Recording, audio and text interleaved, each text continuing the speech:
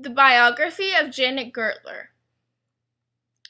Janet Gertler was the author of the book I'm Not Her. This was her first published book, which was published May 2011. She has written two more, the most recent one being published October 1st, 2012, and she has another book which is being published in the spring of 2013. Janet Gertler loves to write young adult novels for two reasons. She thinks that the teenage years are the hardest years, and she feels like a part of her is still stuck in those years. She has loved writing all of her life. It is her favorite way to communicate because she hates talking on the phone. She lives in Calgary, Canada, near the Rocky Mountains with her husband Larry and son Max. Summary of I'm Not Her.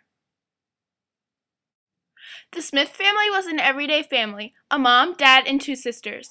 Christina and Tess were the Smith sisters. Christina was a senior, a star in volleyball, popular, and not to mention gorgeous. Everyone was in love with her.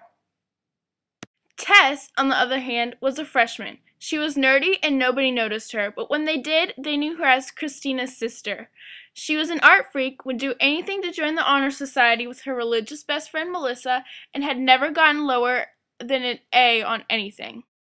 But their lives changed when Christina was diagnosed with stage 2 osteosarcoma, or bone cancer in her knee.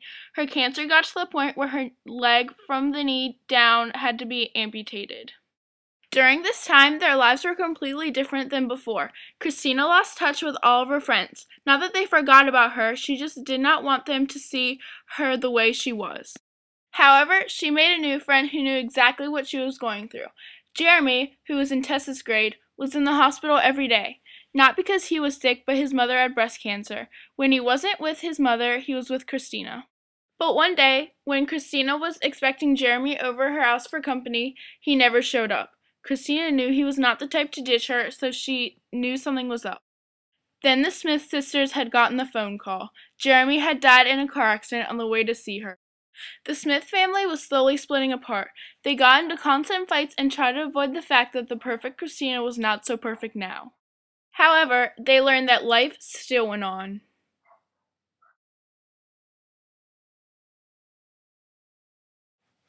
Page 93.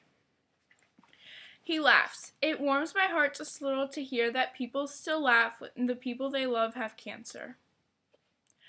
I like this passage in the book because I feel that it's very heartwarming, and she just really spilled her heart about what she feels, because people it's true, she made a good point that how can they still be happy when the people they love have such an awful disease.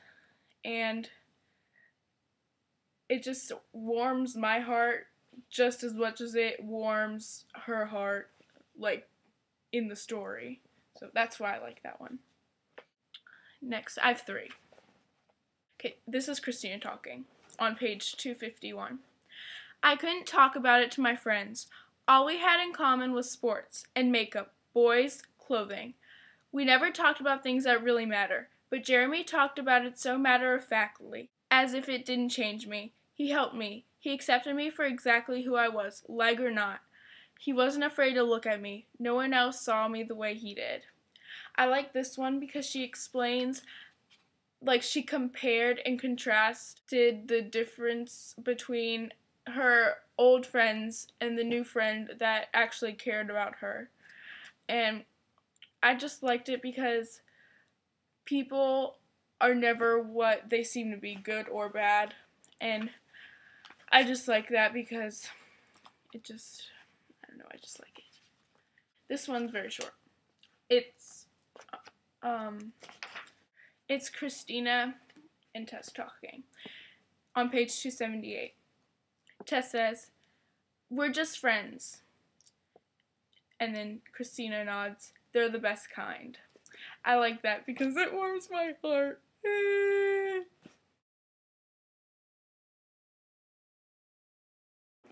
I did enjoy this book because it was very unpredictable. It's not like usual books because it wasn't what you're expecting the ending to be. Because most books, it's a happy ending, yay, life continues on happily. But in this one, it just shows the reader that no matter what happens, life still goes on. No matter how tough life is or how tough the situation is, life is still going to go on whether you're in life or not. Like whether, like, say the character like dies or something, life's still going to go on after it.